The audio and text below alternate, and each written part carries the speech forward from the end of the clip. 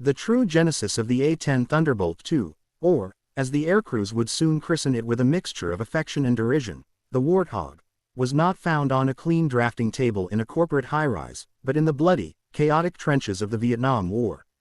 The U.S. military had learned a brutal lesson. Their multi-million-dollar, supersonic jets were ill-suited for the desperate task of close air support (CAS). The F-4 Phantoms were too fast, their munitions often inaccurate, and their pilots unable to linger over the battlefield to distinguish friend from foe without running out of fuel. They were precision scalpels deployed for blunt force trauma. What the ground troops were crying out for was something slow, something durable, and something that could loiter, a flying truck built for the singular, unglamorous job of killing tanks and protecting infantry. This desperate need led to the AX Attack Experimental program initiated in the late 1960s. The specifications handed to manufacturers were revolutionary precisely because they were so regressive. Forget Mach 2, forget radar-guided missiles. Design a plane built around a single, massive cannon, and ensure it could take a hit and keep fighting. When it rolled out, a Frankenstein of spare parts. The contract was eventually won by Fairchild Republic in 1973. The machine that finally emerged from their Farmingdale, New York hangar was a visual and operational shock to the system. When it first rolled out onto the tarmac, the brass wanted to pretend it didn't exist. The collective reaction from Air Force leadership, accustomed to the sleek, delta-winged aesthetic of the F-15 Eagle, ranged from open mockery to genuine institutional embarrassment. It was ugly, not just aesthetically challenging, but fundamentally, deliberately ugly. It looked, as the outline suggests, like a Frankenstein of spare parts, designed by an engineer who had prioritized survivability and function over every single consideration of speed or grace. The profile was bizarrely utilitarian. A blunt, high-mounted cockpit nestled behind a clear canopy. Its fuselage was short and stocky, almost pear-shaped, dominated by the enormous void intended for its signature weapon. The wings. It sported straight wings, long, thick, and untapered, like something ripped off a World War II bomber. These wings were an aerodynamic anomaly in the 1970s, designed not for speed but for low-speed maneuverability and high lift capacity, allowing it to fly slow circles over a target area, often below 300 knots. The engines. Its two turbofan engines were mounted high up on the rear fuselage, protruding like oversized ears. This peculiar placement was not for aesthetics. It was a critical design choice to shield the engines from ground fire and to prevent FOD, foreign object debris, ingestion from unprepared forward operating airstrips. Pilots, the aristocracy of the aviation world, immediately seized on the plane's shortcomings for their dark humor. It was a machine that looked like a mistake rather than a war machine. The joke quickly spread. The A-10 was built by someone who hated aviation, a plane that fought physics, defied supersonic logic, and seemed entirely too slow to live. The nickname. Fairchild officially christened it the Thunderbolt II, a deliberate nod to the P-47 Thunderbolt of World War II, a heavy, rugged fighter bomber also renowned for its ability to absorb punishment. It was a proud, yet heavy, lineage. But the name never stuck. Its appearance dictated its identity. Its wide, flat nose, its rough-hewn look, and its unlovely profile led to the only nickname that ever mattered, the Warthog. It was the perfect descriptor. Tough, thick-skinned, surprisingly nimble, and completely unafraid to root around in the dirt. The gun. A plane built around a cannon. The Warthog's true identity, the reason for its grotesque shape, was the weapon it carried, the General Electric GAU-8 Avenger 30mm cannon. This was not an afterthought. The entire aircraft was designed around the gun. Size. The GAU-8 is less a gun and more an aerial artillery piece. It is a 7-barrel, Gatling-style rotary cannon that is nearly 20 feet long when fully assembled with its feeding system. Capacity. The ammunition drum, which dominates the central fuselage, holds 1,174 rounds of armor-piercing depleted uranium ammunition, each round the size of a milk bottle. Recoil. The sheer size and power meant the gun generated a massive recoil force, estimated at over 10,000 pounds of thrust. The engineers had to angle the gun slightly to the left to counteract the off-center mounting, ensuring the massive recoil didn't physically push the entire plane off course when firing. When the pilot squeezed the trigger, the GAU-8 fired 70 rounds of anti-tank ordnance per second, up to 4,200 rounds per minute, creating a sound so distinct, a violent, ripping brrrrrrrt, that it would become the sound of salvation for infantry and the sound of doom for enemy armor. The GAU-8 was the brutal heart of the Warthog. The plane was merely the massive, slow-moving gun carriage designed to carry this weapon into the inferno and ensure the pilot survived the trip home. This devotion to one, single-minded purpose was what made it institutionally hated. The institutional mindset of the 1970s. The A-10 was born at the absolute worst possible moment in military aviation history. The 1970s were the golden age of the jet jockey, a time when military thinking was obsessed with speed, high altitude, and sophisticated, electronic warfare. The prevailing philosophy was that future wars would be decided by beyond visual range (BVR) missile duels, fought by sleek, Mach 2 fighters like the F-14 Tomcat and the F-15 Eagle. America wanted sleek fighters, machines that embodied technological supremacy. The A-10, clunky and slow, represented the failures and limitations of ground warfare, a jarring throwback to the propeller-driven planes of World War II. It was a ground pounder with straight wings competing for resources against the flashiest, most advanced aircraft in the world. The Air Force hated it. The internal resistance within the United States Air Force (USAF) was immediate and deep-seated. Mission creep versus mission focus. The Air Force saw its primary role as gaining and maintaining air superiority, fighting other planes. The CAS mission, protecting ground troops, was considered messy, dangerous, and beneath the prestige of the fighter pilot community. They would have preferred to adapt a multi-role fighter to CAS, rather than accepting a dedicated, single-role aircraft like the A-10. The speed problem. The A-10's maximum speed was a paltry 450 miles per hour, about 0.6 Mach. This was almost half the top speed of a contemporary F-4 Phantom and a fraction of the F-15's speed. In the USAF, speed was safety, and the Warthog was seen as a slow, vulnerable liability. The budget war.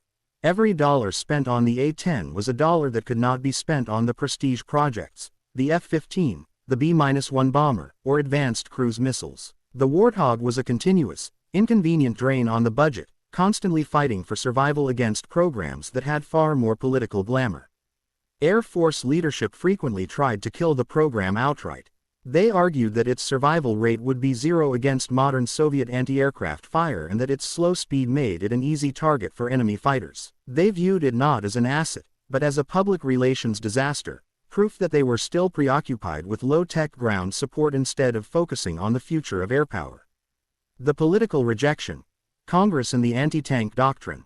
The contempt was mirrored in Congress. Initially, the program was authorized largely due to the efforts of Colonel John Boyd, the creator of the OODA loop theory and the military reform movement, which argued for practical, cost-effective weapons. But once the plane was built, it lacked a powerful political constituency. Funding was perpetually shaky. There were serious talks to cancel the whole program before it even entered service. The political and military elite preferred the concept of high-tech defense over the brutal reality of low-altitude, armored combat. The Warthog's primary mission was explicitly anti-armor, designed to stop the projected Soviet tank blitzkrieg across Western Europe. While this was a terrifying hypothetical, the actual deployment of a dedicated, low-flying anti-tank aircraft was politically difficult to fund, especially when competing theories suggested that precision helicopters or smart artillery could achieve the same results more efficiently. The engineer's admission in the bathtub of armor. Even its engineers admitted it wasn't pretty. But they knew the ugly exterior was the price of its revolutionary capability, survivability. The Warthog's design philosophy was simple: make it impossible to shoot down. Titanium bathtub. The pilot sat inside a cockpit encased in a titanium armor bathtub, weighing over 1,200 pounds. This armor could withstand direct hits from 23mm anti-aircraft shells and was specifically designed to protect the pilot and critical flight control systems. Redundancy. The plane featured massive redundancy. It had two separate hydraulic flight control systems, and if both failed, the pilot could revert to a third, manual mechanical system, thick control cables that could not be severed by shrapnel. Separated systems. The two engines were spaced far apart and placed high to ensure that a single hit wouldn't take out both. The fuel tanks were self-sealing and placed in separate sections of the wings, away from the fuselage, filled with a specialized foam to slow fuel leakage. The Warthog was not built to avoid being hit, it was built to fly home after being savaged by ground fire. This philosophy was deemed primitive by an air force chasing the horizon of stealth and speed. By the late 1970s, the A-10 was a pariah, slow, ugly, expensive to maintain, and lacking a powerful champion in the Pentagon. It was destined for the scrap heap of unwanted military history, a dinosaur that had somehow lumbered into the jet age. Yet, as history would soon prove, the ground war doctrine it was designed for had not disappeared, it had merely been waiting for the ugly, tough machine that was finally equipped to fight it. The calculus of survival. The A-10 Thunderbolt II, the Warthog, was not merely an ugly aircraft, it was a physical testament to a brutal, unflinching calculus of survival.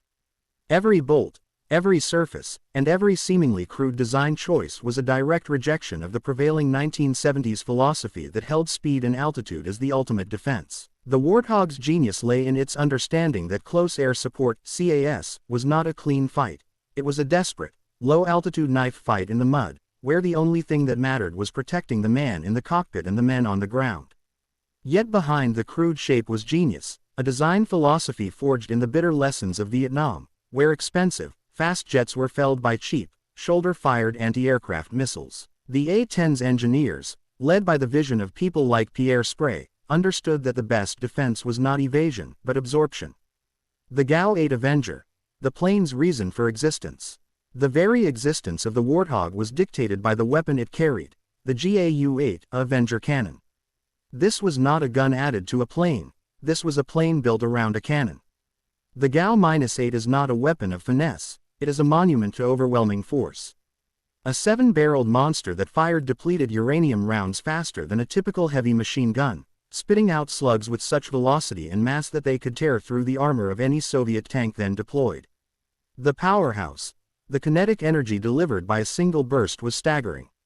The gun fired at a maximum rate of 4,200 rounds per minute, but pilots typically utilized bursts of 2 seconds or less, still delivering over 140 high-density rounds onto a target. The distinctive, tearing sound of the cannon, the iconic BRRRRRRT, was not just audible, it was a psychological weapon, a sudden, horrifying sound that signaled immediate, localized obliteration. The recoil challenge. The technical challenge was immense. The gun generates a recoil equivalent to half the thrust of one of the Warthog's 2 engines. If improperly managed, the force could literally rip the plane apart or stall it mid-flight. The solution was brilliant and brutal. The gun was mounted slightly to the port side, and the gun barrel cluster was offset to ensure the firing line was aligned perfectly with the plane's center axis. The plane was, in effect, a massive, flying vibration dampener designed to handle the shock of its own weapon. The ammunition. The depleted uranium rounds, fired at nearly the speed of sound, were pyrophoric, meaning they ignited on impact, slicing through armor and then incinerating the contents of the tank with molten slag. The Warthog was a platform of singular focus, designed to deliver that punishing, singular strike with the GAU-8, and nothing else mattered. The triple threat of survival. If the GAU-8 was the plane's lethal heart, the surrounding structure was its impenetrable hide. Every part of the Warthog was designed for survival in a manner that was unheard of in contemporary aviation. This ruggedness stemmed from 3 core principles: protection, separation, and redundancy. The titanium bathtub, protection at all costs. The pilot's protection was the single highest priority. The cockpit was encased in a titanium bathtub, a thick-skinned armor shell weighing 1,200 pounds. This titanium was not merely shrapnel plating, it was designed to withstand direct hits from 23mm anti-aircraft cannons, the Soviet standard for ground defense. The glass canopy was equally robust, often containing a layer of polycarbonate. This meant that even if the wings were shredded and the engines were burning, the pilot, the most valuable asset, had a high probability of surviving to guide the crippled aircraft home. Redundancy and separation. The fail-safe design. Unlike most jets, which relied on single, shared hydraulic systems, the A-10 featured an extraordinary level of redundancy. It utilized twin engines far apart, mounted high on the fuselage. This separation ensured that a hit to one engine would not automatically destroy the other. The 2 engines also featured separated fuel lines and hydraulic systems. The critical controls, the primary and secondary hydraulic lines, were routed to opposite sides of the aircraft, ensuring a single ground hit could not sever both. The manual backup. Back to basics. Perhaps the greatest mark of its engineering genius was its final, low-tech defense. If both primary and secondary hydraulic systems failed, a catastrophic scenario for a jet fighter, the pilot could engage a manual flight control system.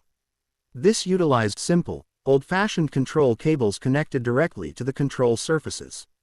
The pilot had to physically muscle the plane, but they could maintain a stable flight path and land. This was the ultimate low-tech failsafe, a concession to the brutality of war that no other contemporary jet possessed. The Warthog was a walking contradiction, a slow, heavy machine that was, paradoxically, the toughest, most survivable aircraft of its generation. Its ugliness was, in fact, the face of its engineering brilliance. The desert deployment, an unwanted guest. For nearly 2 decades, the A-10 languished. It performed routine training, but its primary purpose, stopping a massive tank invasion in Europe, never materialized. By the time 1991 arrived and the United States prepared for Operation Desert Storm against Iraq, the Warthog was still widely viewed as a geriatric embarrassment by Air Force planners. The expectation was that the high-tech, stealth-focused air war would be dominated by the F-15s, F-16s, and F/A-18s. The A-10 was relegated to low-priority missions, often tasked with flying in the dangerous weeds, the low-altitude, high-threat environment the sleek fighters avoided. But the Persian Gulf presented a unique set of challenges that quickly inverted the technological hierarchy. While high-tech jets struggled with sand, the Warthog thrived. Sand and sensitivity. The fast, high-performance jets were extremely sensitive to the fine, abrasive desert sand. Their complex, variable geometry engine intakes and sophisticated electronics required meticulous, clean maintenance. The Warthog, with its ruggedized systems and high-mounted, simple turbofan engines, was largely immune to sand ingestion and required far less delicate maintenance. The loiter challenge.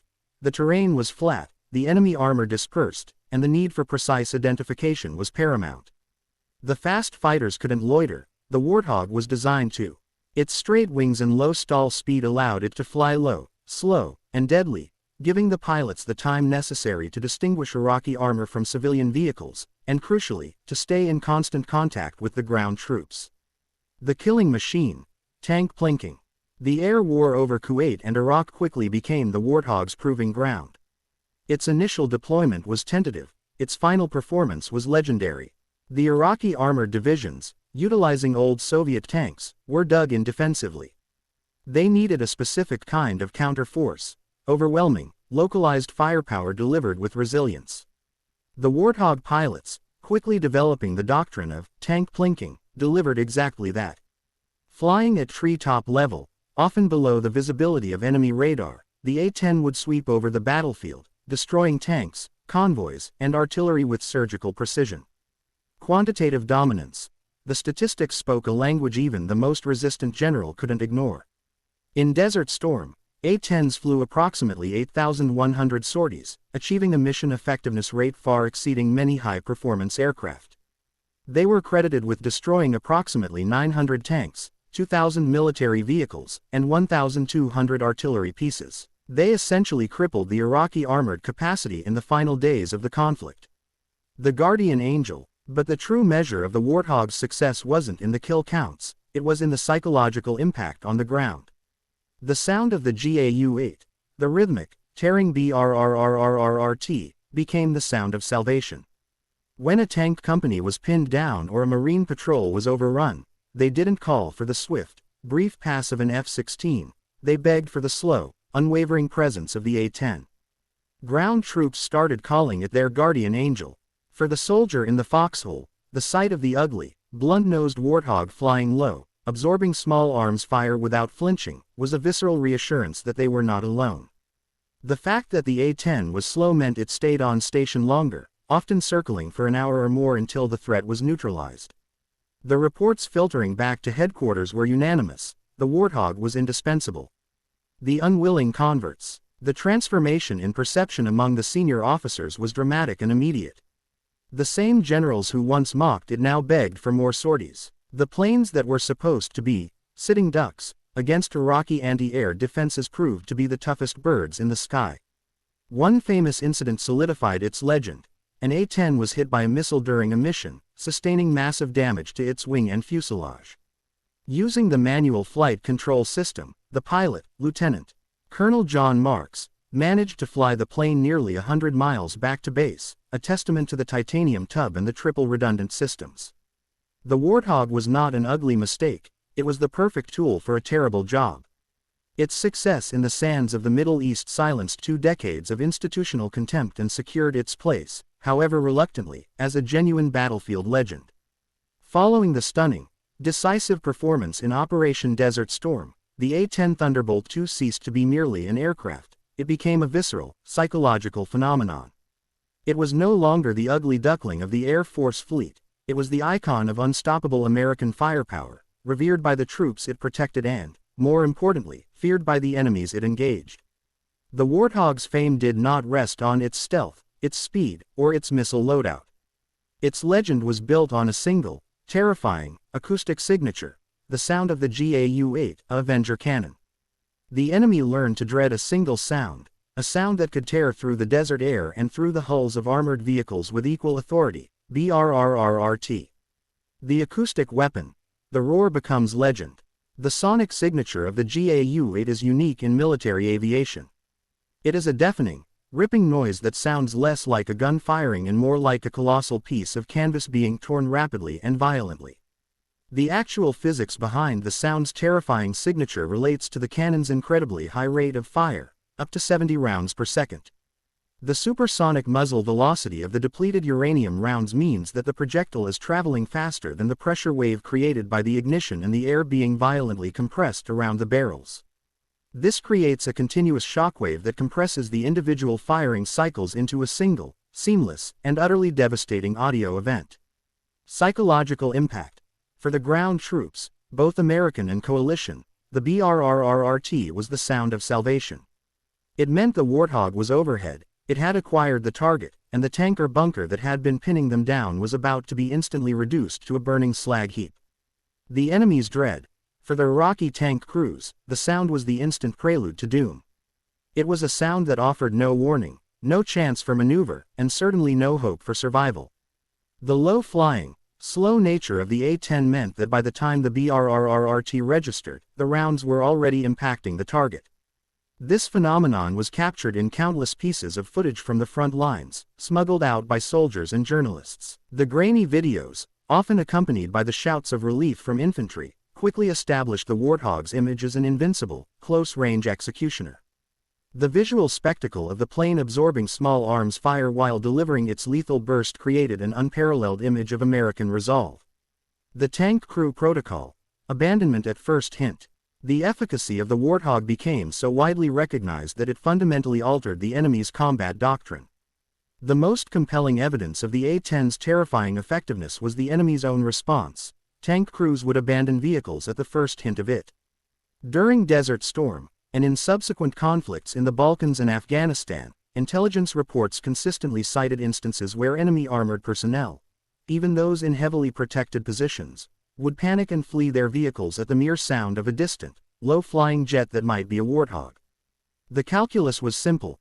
It was better to risk capture or small arms fire than to remain inside a vehicle that was about to be obliterated by depleted uranium rounds delivered with surgical precision. This created a profound, strategic advantage for coalition forces.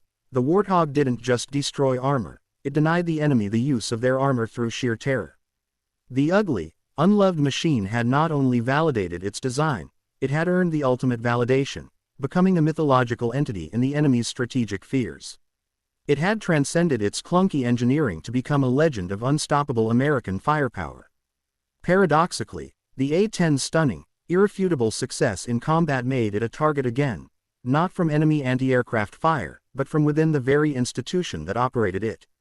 The Air Force's institutional disdain for the Warthog was rooted in ideology and budget, not performance. The jet jockey community, which had begrudgingly accepted the A-10 in 1991, quickly tried to forget its success as soon as the war ended.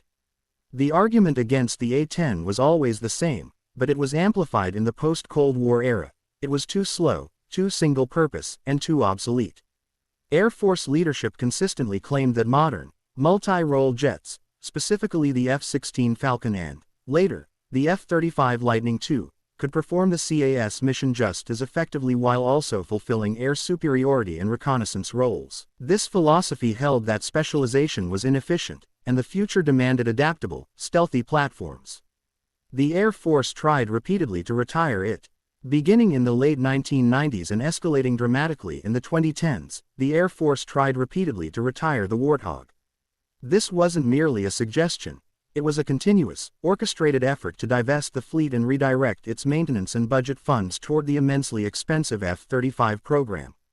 The Air Force's position was clear. Maintaining two separate fleets, one for high-tech air combat and one for slow CAS, was fiscally unsustainable.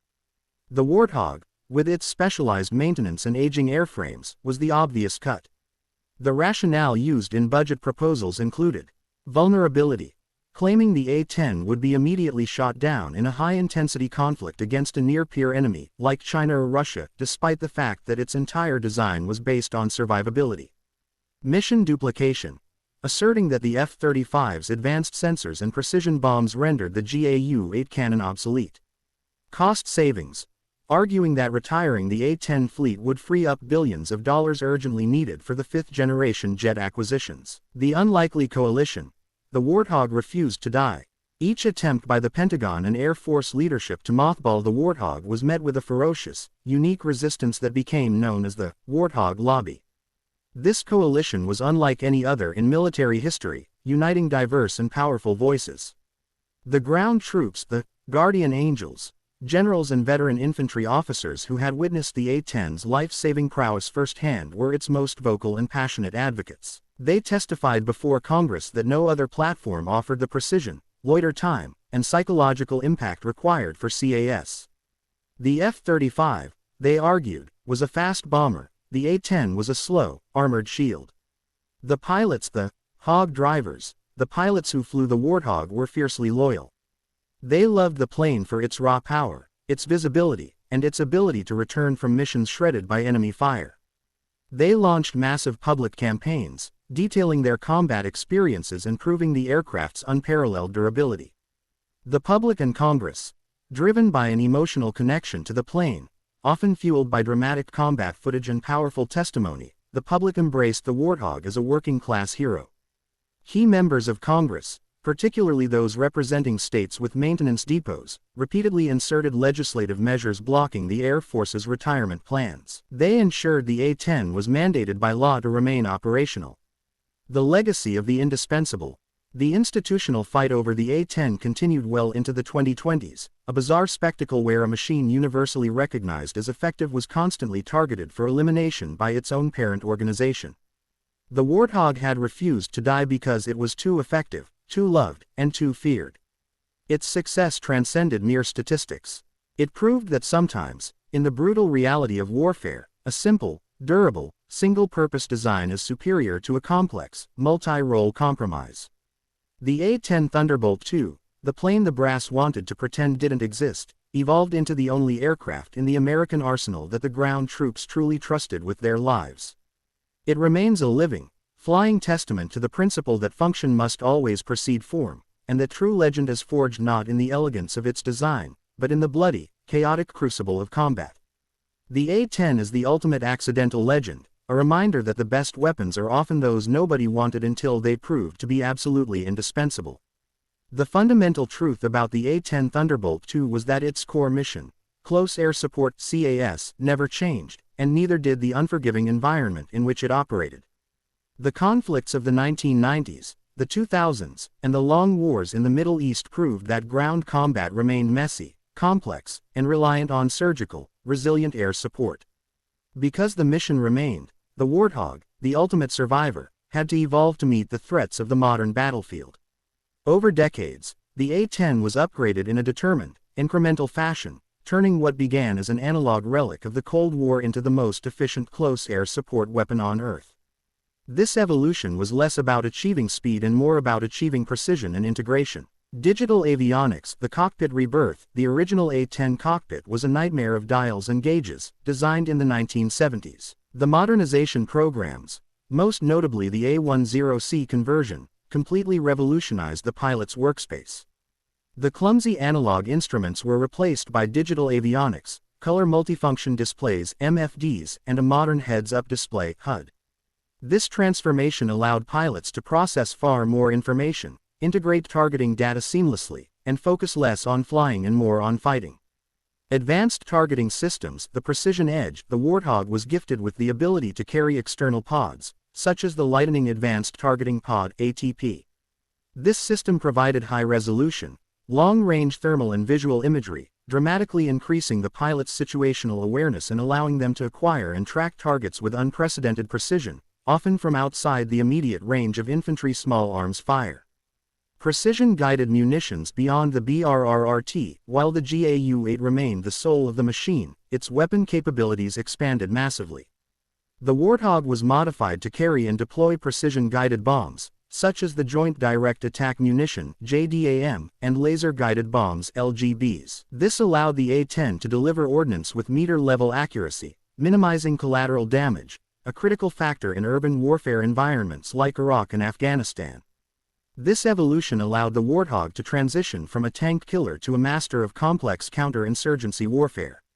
The indispensability equation. The A-10's modernization was a victory of practicality over prestige. The Air Force begrudgingly funded the upgrades not because they loved the Warthog, but because they could not afford its absence. The upgrades proved that the A-10's core design, its resilience, its slow loiter speed, its massive payload capacity, 11 external hardpoints, and its unique ability to operate from rough, forward airfields, was timeless. No amount of stealth or Mach speed could replicate the unique combination of armor, loiter, and precision that the A-10 now offered. The pilots, the true evangelists of the airframe, knew this truth better than anyone. They watched as newer, faster, and far more expensive aircraft struggled to perform CAS in tight urban valleys or during complex, multi-layered engagements. The Warthog, often flying its slow, steady pattern, was the one platform that could reliably deliver ordnance exactly where the ground troops needed it. Their constant refrain, repeated in congressional testimony and whispered in pilots' lounges, was the inescapable conclusion of the Warthog's survival: you can't replace something that works too well. The A-10 had solved the CAS equation, and until an aircraft could be built that was equally durable, equally visible to the ground troops, and equally lethal in the dirt, the Warthog would remain. By the 2000s, the A-10's transformation was complete. It was no longer America's most hated plane, it was an unequivocal legend. The contempt of the 1970s had curdled into the fierce loyalty of the battlefield. The Warthog's legend became deeply woven into the fabric of military culture and modern warfare folklore. This admiration manifested in tangible ways, creating the cult of the Warthog. Tattoos and tributes. Veterans, particularly those who had served in infantry, special forces, and forward air control units, tattooed the distinctive shape of the Warthog, the blunt nose, the high engines, the massive gun, on their arms. It was a permanent mark of gratitude, a symbol that they had been saved from impossible situations by the plane they called the Angel of Mercy. The mascot and the meme, the plane's aesthetic, once mocked as crude, became part of its indomitable charm. Its ugly, porcine silhouette became a widely adopted mascot for ground units. The BRRRT sound was turned into memes and ringtones, a humorous and powerful shorthand for overwhelming, instant deliverance. It transcended its role as military hardware to become a modern military myth, a machine of impossible toughness. The crude beauty of function. The initial criticism that the A-10 was a Frankenstein faded. Its unconventional design elements were now seen not as flaws, but as defining characteristics of its deliberate purpose. The ugly is beautiful. The crude beauty of the Warthog lay in its honesty. It made no attempt to hide its function. Its thick, straight wings spoke of loiter time. Its high-mounted engines spoke of survivability. The massive, central void spoke of the GAU-8. In an age of sleek, expensive, multi-role compromise, the Warthog was a refreshing, unadulterated example of form strictly following brutal function. The emotional resonance. The Warthog offered ground troops something abstract technology could not: confirmation. Unlike stealth jets, which were invisible and silent, the Warthog was loud, visible, and slow. The troops could see their guardian angel, and they could hear the BRRRT. This emotional resonance fostered an almost unparalleled bond between airmen and ground troops, a loyalty that the secretive, multi-billion-dollar F-35 could never hope to achieve. The unfinished fight. As the years passed, the fight to retire the A-10 continued, but the resistance grew stronger. By the 2020s, the battle in Congress and the media was less about fiscal responsibility and more about a cultural war within the military establishment, a battle between the champions of high-tech air power and the loyalists of the ground war. The A-10 Thunderbolt II, the Warthog, will eventually, inevitably, be retired. But its legacy is secured. It stands as a profound, successful paradox. America's most hated plane became one of its greatest legends not by mastering the future of aviation, but by mastering the timeless, brutal necessity of supporting the infantry soldier in the dirt. It is a powerful reminder that sometimes, the most effective tool in history is the one that was simple, tough, and built for the one single job nobody else wanted to do. The architects of the future. In the Surface Administration Quarters in the upper, reinforced laboratories of Zone R-12, the part of the complex known as Mittelwerk, lived and worked Germany's scientific and technical aristocracy. They were the men who held the keys to the Reich's technological salvation, the rocket engineers, the fluid dynamics experts, the turbojet designers, and the complex mathematicians. Their world was one of meticulous calculation, endless resources, and constant, crippling psychological pressure. For these men, R-12 was a gilded cage, a golden cage of genius. Prisoners in the conventional sense, but they lived under conditions of constant surveillance that were perhaps more insidious than the overt brutality suffered by the forced laborers beneath them. Monitoring the mind. Every conversation was monitored. Specially trained SS Sicherheitsdienst (SD) officers, often drawn from academic backgrounds, were assigned to shadow the leading engineers, attending every key meeting and auditing every technical discussion. The fear was not espionage, though that was a concern, but intellectual sabotage or, worse, the flight of critical knowledge.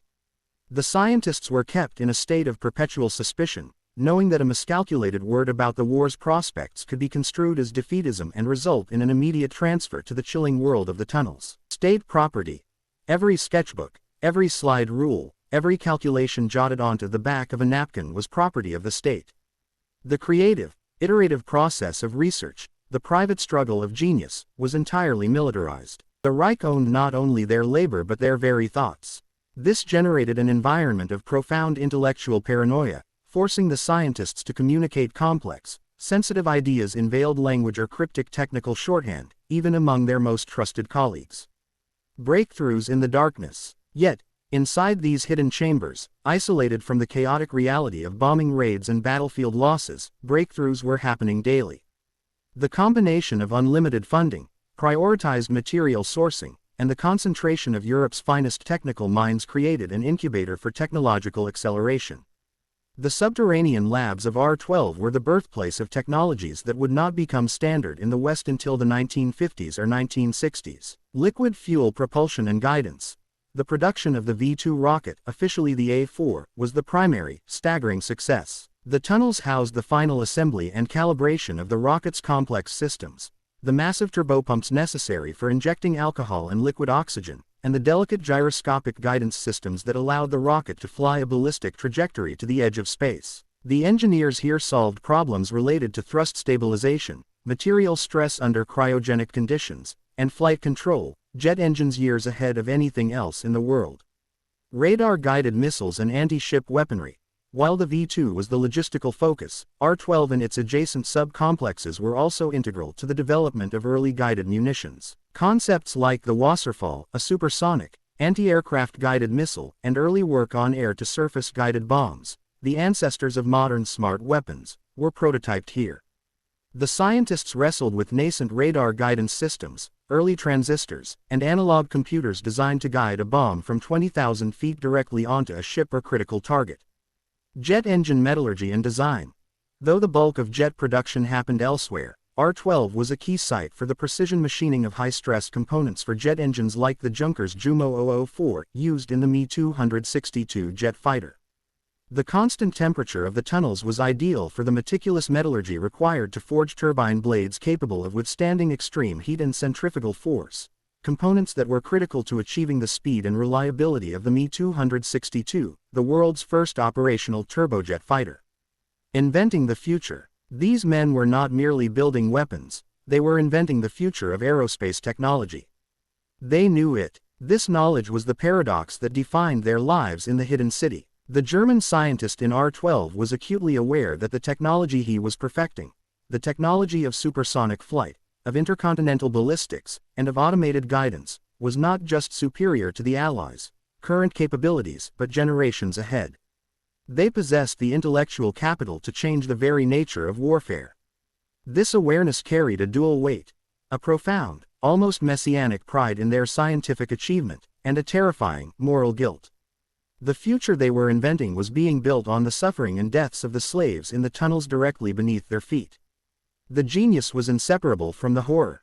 This was the engineers' true prison, the knowledge that their intellectual freedom and success were bought with human life.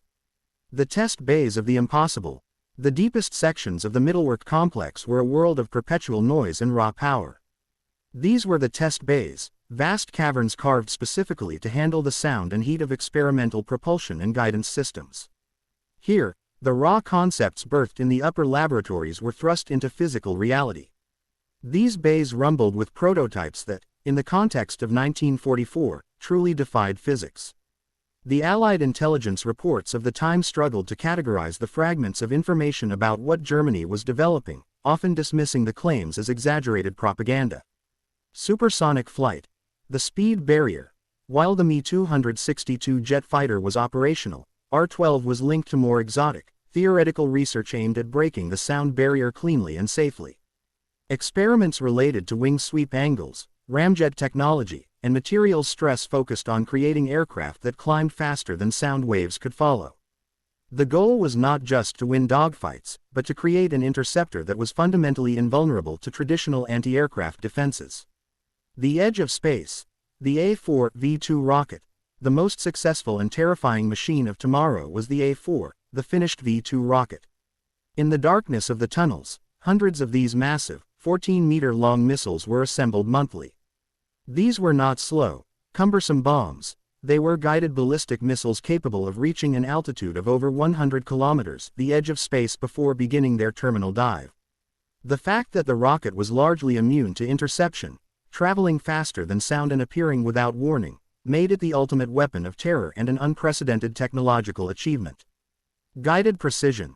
The potential war changers. The test bays also handled the calibration of advanced guided bombs and rockets. These were guided bombs that could change the course of the war, if finished in time. Projects like the X-4 guided missile, designed to be fired from an aircraft to target enemy bombers, and early work on cruise missile guidance proved that the German scientists were pivoting towards precision, distance, and automation, a massive leap away from conventional artillery. The impossible deadlines. The problem was not technological capability, it was time. But the deadlines were impossible. The Allies were closing in from the east and the west. Hitler and his desperate high command were demanding production numbers that outstripped the capacity of the forced labor system and the complex supply chain. The scientists were trapped in a relentless, unforgiving cycle. The pressure from above. The SS demanded more rockets and faster development. Failures were met with arrests and threats. The fear of execution became a powerful, daily motivator. The reality from below. The assembly lines were powered by dying, desperate prisoners. Sabotage, intentional or born of sheer exhaustion, was a constant threat. Components were rushed, quality control suffered, and the inevitable errors led to catastrophic failures during test launches. The genius of the scientist was being overwhelmed by the inhumanity of the regime. The constant, gnawing question for the engineers was not can we build it, but can we build it fast enough to matter? The darker truth. Experiments in survival. As the bombs continued to fall on German cities above, the scientists began to see a darker truth about their relentless labors. Their inventions were no longer weapons of victory. They were experiments in survival. The V-2 was not going to stop the Allied invasion of Europe. It was not going to break the will of London. It was a weapon of vengeance and terror, a desperate plea for a negotiated surrender, and a symbolic expenditure of resources. For the scientists, their work became a personal lifeline. They were inventing the future to protect their own immediate present. Preservation of knowledge. The only way to survive the collapse of the Reich was to become indispensable. By pushing the boundaries of technology, by moving from mere V2 production to the theoretical perfection of supersonic flight and complex guidance systems, they ensured their knowledge would be vital to the next global power, be it the Americans, the British, or the Soviets. The ultimate transfer. The projects in R-12 were not about winning the war, they were about securing the ultimate transfer of intellectual property. The scientists in the hidden city understood that the true value of Mittelwerk was not the steel and wiring currently being assembled, but the blueprints and the knowledge locked in their minds. The hidden city, therefore, was not merely a factory of weapons, it was a bizarre, subterranean lifeboat. The Wunderwaffen they forged were the tickets to their future, regardless of which flag flew over Berlin.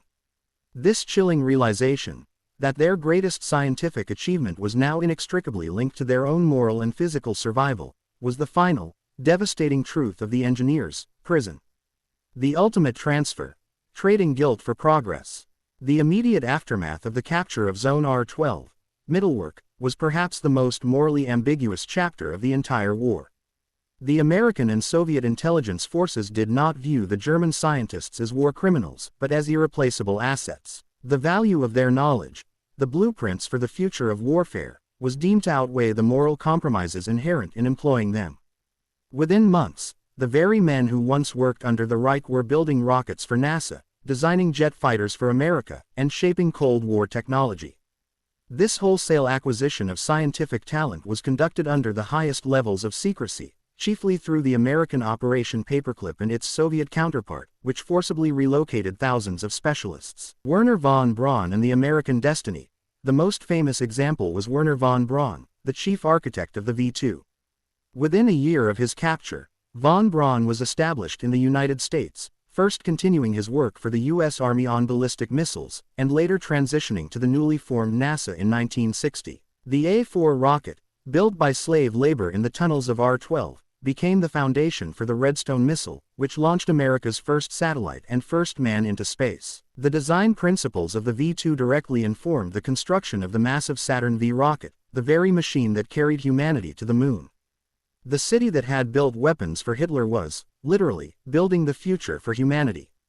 Shaping the arms race. The other scientists and engineers, spread across the US, the UK, and the Soviet Union, became the foundation of the post-war technological leap. German aerodynamic theories on swept wings revolutionized American jet fighter design, e.g., the F-86 Sabre. Their work on advanced jet engine metallurgy and inertial guidance systems became the secret backbone of Cold War defense technology. The brutal, fear-driven science of R-12 was repackaged, scrubbed of its moral stain, and deployed as the engine of Western and Eastern technological supremacy. The transition was instantaneous and total. The scientists traded their complicity and their genius for immunity and a future. The Allied powers, in their frantic race to master the next generation of weaponry, were willing to overlook the origins of the technological marvels, creating an unavoidable moral paradox that defined the Cold War. The age of space exploration and ballistic peace was born from the horror of the subterranean concentration camp. The German contribution to the global arms race. The sheer speed of this transfer meant that the secrets of R-12 were not gradually revealed, but explosively deployed. The entire history of the mid-20th century, from the launch of Sputnik to the Cuban Missile Crisis, was fundamentally influenced by the blueprints and knowledge seized from the Hidden Mountain Complex. It proved the terrifying foresight of Hitler's Wunderwaffen obsession. While they failed to win the war for the Reich, they succeeded in defining the strategic battlefield for their successors. While the intellectual property of Mittelwerk was quickly seized and exported, the physical infrastructure of Zone R-12 posed an immediate, insoluble problem for the occupying powers. After the Americans stripped the tunnels bare of all valuable material and transferred the site to Soviet control, a deliberate decision was made to vanish the entire complex. The site was sealed, its tunnels flooded, and its name erased from maps. This act of final obliteration was driven by two key factors: security and non-proliferation. The Soviets, having lost the vast majority of the technology to the Americans, wanted to ensure that no remaining equipment or secrets could be accessed by Western intelligence. Destroying the facility was the ultimate act of denial. Moral erasure. The site was not merely a factory, it was a mass grave and a potent symbol of Nazi horror. The sheer scale of the Mittelbau-Dora concentration camp's atrocities, integrated directly into a production facility, made the site too politically and morally toxic to be maintained. Flooding the tunnels was seen as sealing the final resting place of the thousands of forced laborers who perished there, burying the physical evidence of their suffering along with the remnants of the Nazi dream. The main entrances were eventually dynamited, the railway lines leading into the Kohnstein Hill were cut, and water was deliberately channeled into the deeper assembly tunnels. The once humming, high-tech industrial city was reclaimed by silence, water, and the vast, oppressive weight of the Harz mountain rock. The rumors that persist. Despite the massive effort to erase R12 from the physical and historical record, its legend, and its accompanying shadow, persisted. For decades, rumors persisted among the intelligence community, former SS personnel, and local German residents. Sealed laboratories. Whispers spoke of side tunnels, small, ancillary chambers that were too remote or too unstable for the Americans and Soviets to clear entirely, still containing untouched machinery and exotic prototypes for projects beyond the V2. These might include early nuclear centrifuge designs or supersonic ramjet components. Hidden vaults. Stories circulated among engineers of notebooks left behind in locked vaults, containing the highly theoretical, paper weapons, the designs for energy cannons or advanced biological defense systems that were never built, but which still represented a dangerous, unparalleled threat. Experiments too dangerous. The most chilling rumors centered on the deep, highly guarded research bunkers where experiments supposedly touched upon areas the Allies did not fully understand, perhaps involving exotic magnetic fields, as hinted at by the strange residues found in other German facilities. These were the technologies deemed too dangerous to ever see daylight again, perhaps destroyed by the scientists themselves or intentionally sealed by the conquering powers. The vanishing of R12 ensured that the complex would forever remain a military myth, a dark, silent monument to a catastrophic, brilliant, and morally ruinous chapter in human history. The scientists moved on to the stars, but the city that built their dreams remained, buried deep in the heart of Germany, the ultimate secret sealed beneath a mountain of rock and the enduring shame of human exploitation.